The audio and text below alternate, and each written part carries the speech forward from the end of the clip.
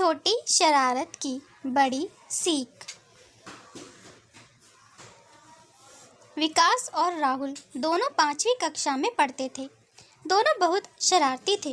वो दोनों एक साथ ही स्कूल में पढ़ने आया जाया करते थे। एक दिन जब स्कूल की छुट्टी हो गई तब विकास ने राहुल से कहा कि राहुल, मेरे दिमाग में एक आइडिया आया है।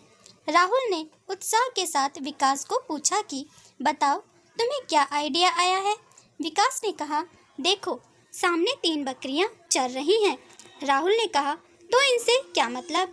विकास ने कहा, हम दोनों आज सबसे अंत में स्कूल से निकलेंगे और जाने से पहले इन तीनों बकरियों को पकड़कर स्कूल में छोड़ देंगे। कल जब स्कूल खुलेगा तब सभी बकरियों को खोजने में अपना समय बर्बाद करेंगे और इस तरह से हमें पढ़ाई नहीं करनी पड़ेगी। राहुल ने कहा, अरे नहीं यार, ऐसा कुछ भी नहीं होगा, क्योंकि इतनी बड़ी बकरियां खोजना कोई कठिन काम नहीं होता है। सभी मिलकर कुछ ही समय में ये तीनों बकरियों को ढूंढ लेंगे और थोड़े ही समय में सब कुछ नॉर्मल हो जाएगा। विकास ने कहा, अरे वे बकरियां आसानी से नहीं ढूंढ पाएंगे, बस तुम देखते जाओ मैं क्या करता हूँ। राहुल ने कहा, अच्छा ठीक है, मैं देखता हूँ।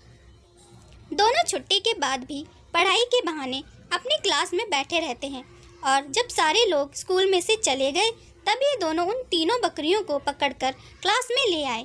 इसके बाद विकास ने इन तीनों बकरियों पे सफ़ेद रंग से नंबर लिख दिए।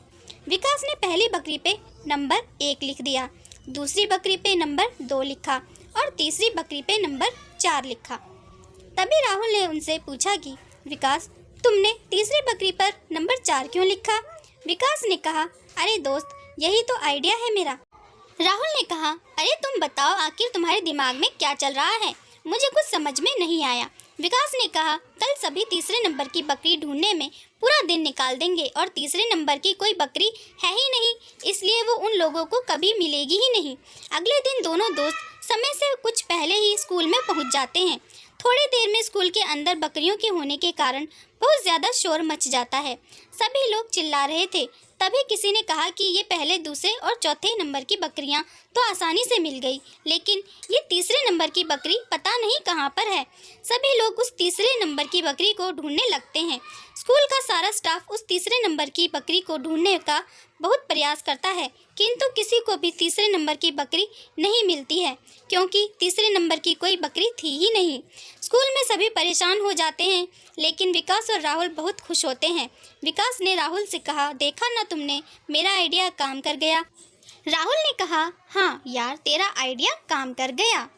इस कहानी को पढ़ने के बाद हमारे चेहरे पे हल्की सी मुस्कान आना स्वाभाविक है, किंतु हमें इस कहानी से जो संदेश मिलता है वो भी समझना जरूरी है।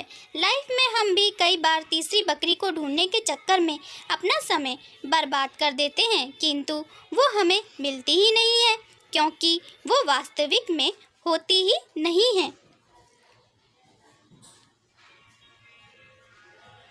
हम सभी को ऐसी लाइफ चाहिए जो परफेक्ट हो और जिसमें कोई भी प्रॉब्लम ना हो, किंतु वास्तव में ऐसी लाइफ होती ही नहीं है।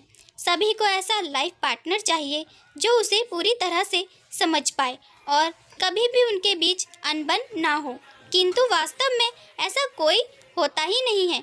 सभी को ऐसी जॉब चाहिए जिसमें सब कुछ अच्छा हो और कोई भी टेंशन ना हो, किंतु वास्तव में ऐसी कोई जॉब होती ही नहीं है। हमें हर वक्त किसी भी चीज़ के लिए परेशान होने की कोई ज़रूरत नहीं है।